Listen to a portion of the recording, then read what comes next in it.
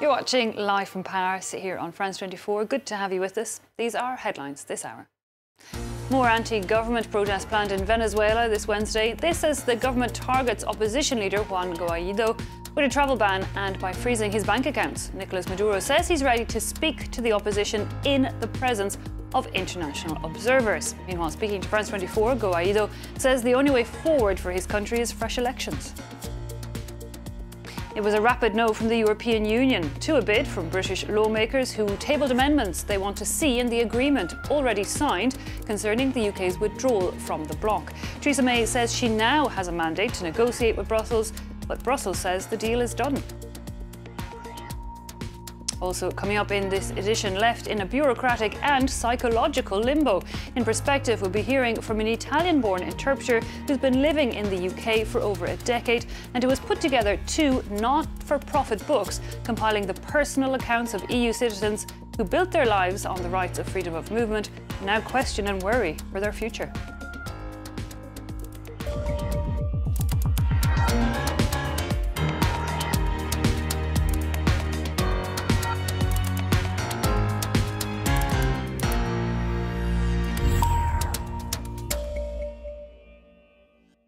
Imposing a travel ban on him and freezing his assets. Venezuela's government takes action against Juan Guaido, the self-declared interim president, calling himself for more protests this Wednesday against Nicolas Maduro. Maduro says the next presidential elections will be in 2025 and not before, saying he will not succumb to any ultimatum. Clement Bonnereau brings us up to date on the latest developments.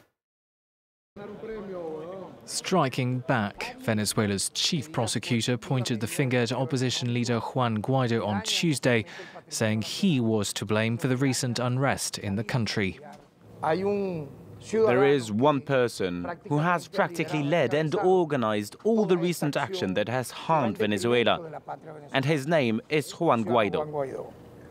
Upon Saab's request, Venezuela's Supreme Court announced a series of so-called precautionary measures, preventing Guaido from fleeing the country or moving assets. The move is directly tied to Guaido's decision to declare himself interim president last week. The US, meanwhile, which regards Guaido as Venezuela's legitimate president, denounced what they said was an attempt to silence the 35-year-old leader. We denounce the illegitimate former Venezuelan Attorney General's threats against President Juan Guaido. Let me reiterate, there will be serious consequences for those who attempt to subvert democracy and harm Guaido. Juan Guaido maintains that the constitution allows him to assume power. Speaking to France 24, he said his duty was to call for free and fair elections. We're dealing with a dictatorship here that is malicious and lacks all scruples. But we are a sovereign state, and I, as acting president of the Republic of Venezuela, will use all means at my disposal to put an end to this, to ensure a transition government and hold free elections. Protests have been held across Venezuela since President Nicolas Maduro began his second term on the 10th of January, bringing hundreds of thousands of people onto the streets. Another mass demonstration is scheduled to take place on Wednesday. It was instantly rejected by the European Union, a bid by British lawmakers to make changes to the UK withdrawal deal signed with the bloc last year. MPs want Prime Minister Theresa May to go back to Brussels and seek changes to that deal. The main thing they want altered, the controversial arrangement for the border at Northern Ireland. May says she now has the mandate to make a deal.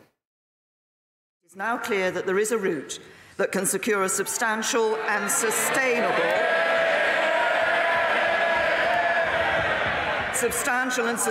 majority in this House for leaving the EU with a deal. We will now take this mandate forward and seek to obtain legally binding changes to withdrawal agreement that deal with concerns on the backstop while guaranteeing no return to a hard border between Northern Ireland and Ireland.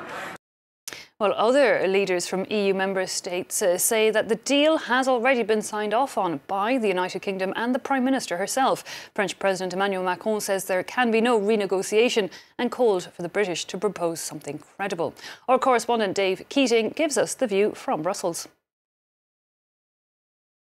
Almost immediately after that vote last night, we got statements from Council President Donald Tusk and Commission President Jean-Claude Juncker saying that the backstop part of the withdrawal deal is non-negotiable and that they will not change the text of the withdrawal agreement. We also had French President Emmanuel Macron backing that up, and we had the same line coming out of Dublin. In fact, EU leaders were told actually had this statement ready to go even before that amendment passed by the relatively small margin that it did.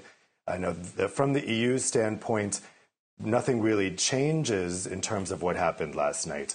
What Theresa May argued after that vote is the EU has been saying it's unclear what could pass the UK Parliament, and so there's no point in opening the withdrawal negotiation when they don't even know that any changes they make would be acceptable for the UK. Theresa May says that last night's vote makes that clear, that the UK Parliament has shown what it would take for them to back that deal. But from the EU's perspective, that amendment that passed last night is anything but clear because it doesn't say specifically what the Parliament would accept in terms of a replacement for the backstop. It just calls for alternative solutions.